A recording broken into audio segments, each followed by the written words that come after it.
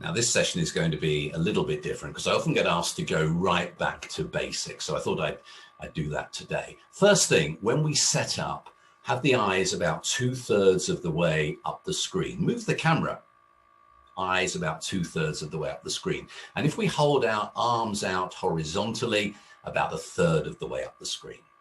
Okay, move yourself around till you get into that position. Using the camera and looking at it directly is worth practicing with, but you're also going to need to look at the screen and look at people. And remember, at that point, we avoid the eye flash. And let's think about light for a moment as well. So if I share my screen with a positive and definite set of eye movements, then what do we see? This is one I took earlier. We want the light coming onto our face. If the camera is looking at the light, it makes it very, very difficult. And another thing that people often do, particularly when they're working with an iPhone or an iPad or a tablet, they go the wrong way round. We want to try and fill the screen, even when we're working with an iPad or an iPhone. And another little thing, try to avoid being in front of just a very plain wall. I don't like being too worried about the background. I have a little bit of branding here, as you can see, but what we don't want to do is look like a criminal. Okay, enough on that.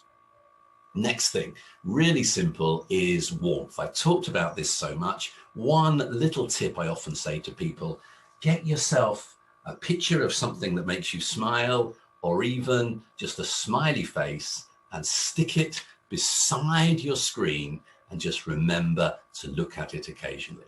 And the final thing in this really simple session is hands. I encourage people now to think of themselves as sort of TV stars, because we are, and fill the screen. So feel where the edges are, just with your hands, feel where the edges are, okay?